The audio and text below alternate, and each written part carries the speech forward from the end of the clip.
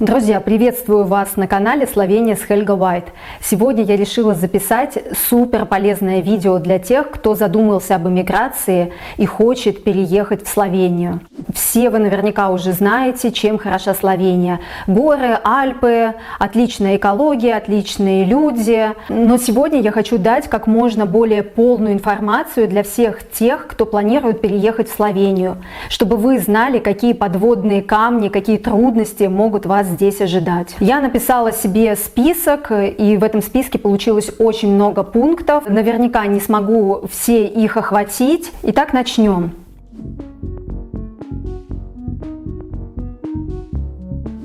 Первая трудность, с которой столкнется человек, который хочет переехать в Словению, это то, что здесь невозможно, практически невозможно открыть русскоязычному человеку из бывшего СССР расчетный счет. И это касается не только россиян, также очень сложно открыть людям счет, кто приехал из Белоруссии, из Казахстана и даже из Украины. Банки находят любые предлоги, чтобы не открывать счета. И даже несмотря на закон, где написано, что человеку они обязаны открыть базовый счет, но банки находят какие-то свои внутренние правила и предпочитают в открытии счетов отказывать. И даже мои знакомые сталкивались с этой проблемой, у которых уже давно есть ПМЖ, которые живут здесь больше 7 лет, и даже они столкнулись с тем, что людям, обладающим бордовым российским паспортом, отказывают открыть счет в банке. Конечно же, например, на этом не могут возразить, что сейчас вроде как русскоязычные люди нашли выход из этой ситуации и открывают счета, например, там в Revolut, TransferWise и еще куча разных онлайн-банках. Да, конечно же, можно открыть счет в онлайн-банке, но в дальнейшем вы столкнетесь со следующей проблемой. Когда наступит время продлевать ваш вид на жительство, а продлевают его в Словении очень долго, и пока его будут продлевать, действующий вид на жительство уже закончится. И как только закончится вид на жительство, счет в банке блокируется. И неважно, в онлайн-банке или вы в словенском банке открыли счет. Но разница только в том, что если ваш счет заблокируют в словенском банке, то на этот счет все равно можно перечислить зарплату и попросить выписку в банке с вашего счета для управной иноты. Потому что каждый месяц, пока ваш вид на жительство находится на продлении, вы должны предоставлять выписку из банка о том, что вы получили зарплату. А в онлайн-банках получить такую выписку и перечислить на замороженный счет свою зарплату, такой возможности, к сожалению, нет. Это вы должны иметь в виду.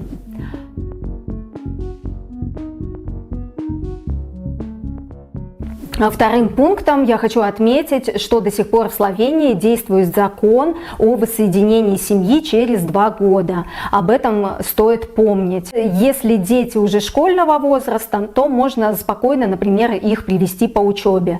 Но если в вашей семье есть ребенок дошкольного возраста, то его воссоединить можно будет только через 2 года. Есть, конечно, условие, что если у обоих, у матери и у отца уже есть виды на жительство, то у ребенка есть возможность воссоединить. Но практически никогда не получается так, чтобы и мать, и отец одновременно получили быстро вид на жительство и моментально воссоединили своего ребенка. Все равно получится так, что семье на какое-то время придется жить отдельно. Пока, например, отец ждет свой вид на жительство в Словении, матери, например, придется с ребенком находиться, например, в России. И еще сейчас сложности с визами. То есть нельзя предугадать, заранее знать, что обязательно вы получите шенгенскую визу для того, чтобы въехать в Словению.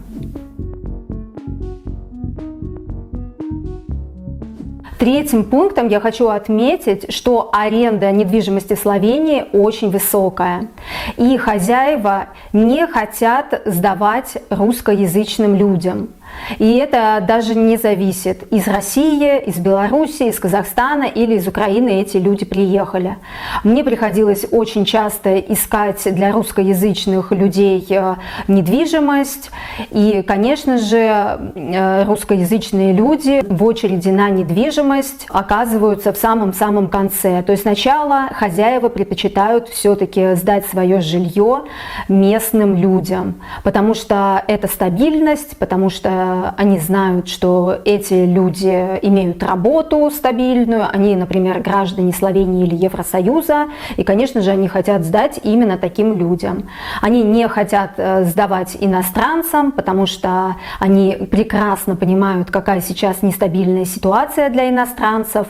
Сегодня дали вид на жительство, завтра отняли вид на жительство, сегодня есть у иностранцев деньги, завтра у иностранцев денег нету. И помимо этого, цены на квартиры нереально высокие. Просто нереально высокие. Сейчас маленькие студии в Любляне сдаются уже от 500 евро, плюс еще сверху коммунальные услуги в районе 200 евро. И при этом хозяева хотят сразу же получить залог за свою недвижимость в размере 2 арендных плат. А помимо этого, качество недвижимости оставляет желать лучшего. Бывают квартиры с плесенью, бывают квартиры, которые вам придется отапливать и тратить на них очень много энергии, а это тепло будет просто выветриваться. Многие дома, например, до сих пор отапливаются дровами, то есть очень-очень много нюансов, но выбирать, к сожалению, не приходится. Иностранцы снимают жилье по остаточному принципу. И еще хочу добавить про недвижимость, что, например, если у вас семья из 3 человек, мама, папа и ребенок, то очень маловероятно, что вам сдадут студию за 500 евро. Обычно студию сдают только одному или паре, а для 3 человек уже нужно искать полноценную квартиру. Следующим пунктом я хочу отметить, что граждане постсоветского пространства не имеют права покупать недвижимость как физическое лицо. То есть вы не сможете купить абсолютно никакую недвижимость в Словении. Есть вариант купить недвижимость на свою компанию, но это сопряжено с большими затратами. Вам необходимо будет вести компанию, оплачивать дополнительные налоги, и потом еще неизвестно, даже когда вы получите гражданство, еще непонятно, как эту недвижимость перевести на физическое лицо.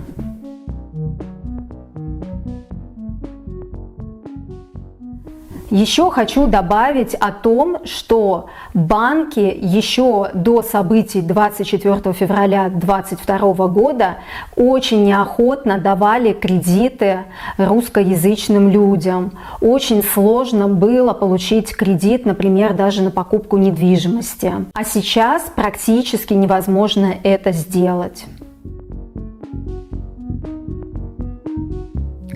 Вам придется учить славянский язык. Многие ошибочно считают, что русский и славянский языки очень похожи, и его будет достаточно легко выучить.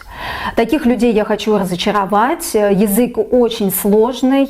В нем помимо единственного и множественного числа есть двойственное число, которое просто, я считаю, нереально выучить. Очень сложные окончания, падежи.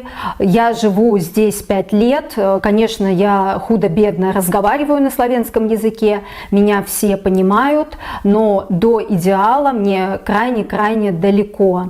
И вы потратите свои силы, свое время, чтобы выучить язык, на котором разговаривает всего лишь 2 миллиона человек. То есть этот язык вам не пригодится нигде, кроме как в Словении. И вы должны задать себе вопрос, готовы ли вы тратить свое время, силы и жизнь на то, чтобы выучить язык такой маленькой страны. По-прежнему в Словении очень сложно развивать свой бизнес. Страна очень маленькая, людей живет очень мало, и поэтому, соответственно, очень сложно развить свой бизнес, чтобы очень хорошо зарабатывать.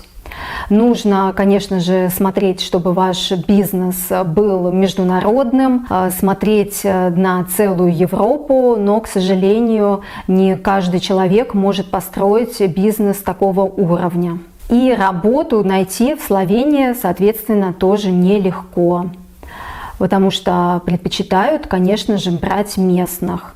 Если вы не имеете профессии высокого уровня, которая очень востребована в Словении, а сами вы не хотите идти на самую-самую маленькую зарплату, то хочу вас разочаровать, вам придется нелегко. И в Словении, не забывайте, очень высокие налоги и достаточно низкие зарплаты. Минимальная зарплата в Словении на руки составляет около 900 евро. А налоги заберут у вас от зарплаты почти половину.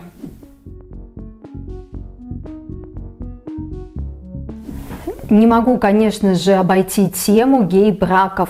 В Словении разрешены с недавних пор гей-браки и усыновление детей однополыми парами. И если вы строгих пуританских взглядов человек, то, конечно же, вам это не понравится.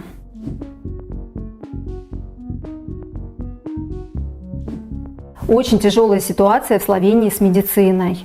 Необходимо обязательно найти свободного терапевта и к нему прикрепиться, что крайне-крайне сложно. И даже если у вас получится и вы найдете свободного терапевта и к нему прикрепитесь, то это еще не означает, что вам не понадобится какой-нибудь узкий специалист, к которому вас отправит ваш терапевт, но к узким специалистам огромные очереди.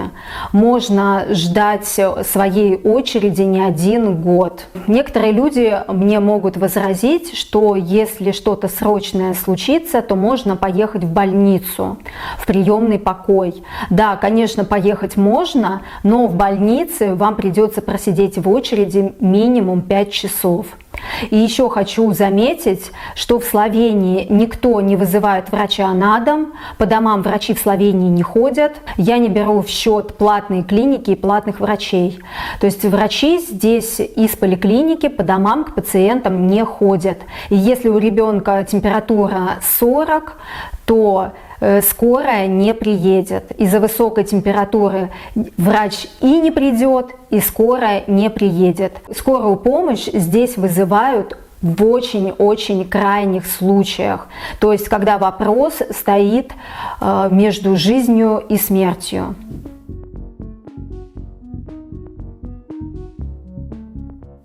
Магазины в Словении не работают по воскресеньям и праздникам.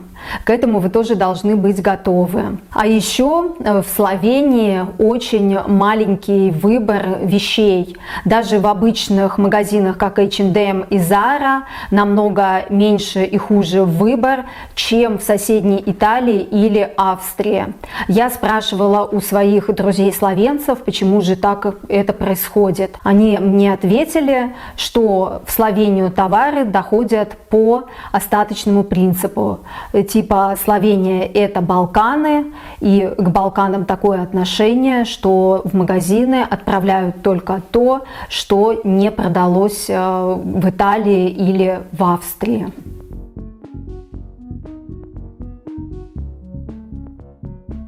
И сейчас актуальная тема – это землетрясение. Вы должны знать, что Словения – сейсмоопасная зона.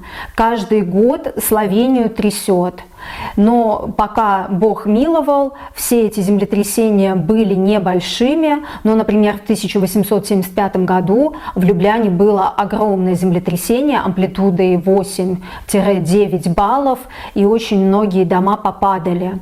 А сейсмоустойчивые дома, кстати, стали строить только в 70-е годы. И помимо землетрясений в Словении также бывают наводнения. Так что обращайте на это внимание при выборе страны для иммиграции. В Словении очень сложно дождаться и найти специалистов по ремонту, сантехников. Очень долго нужно ждать. Например, мы хотели установить в своей квартире камин. У нас есть такая возможность. Пытались вызвать специалистов по каминам, но прошло полгода, и к нам вообще даже никто не пришел. Сказали, что очередь даже на установку каминов на год вперед. Если вы не знали, то сады в Словении платные, и они стоят очень дорого. До недавнего времени плата за садик могла составить 500 евро в месяц. И сейчас еще поговаривают о том, что плату за сад нужно повысить. Последним пунктом я хочу добавить, что в Словении очень много клещей. Может быть, кому-то покажется это неважным, но на самом деле это очень-очень опасно. И клещи повсюду. Например, в центральном парке Тиволи, который находится в центре Любляны, можно спокойно на детской площадке подхватить клеща. И приятного в этом очень мало. Друзья, это вот такие пункты, которые быстро пришли мне в голову и которыми я решила с вами поделиться. Не забывайте, пожалуйста, делиться своим мнением в комментариях, подписываться на канал и ставить лайки. Пока-пока, до новых встреч!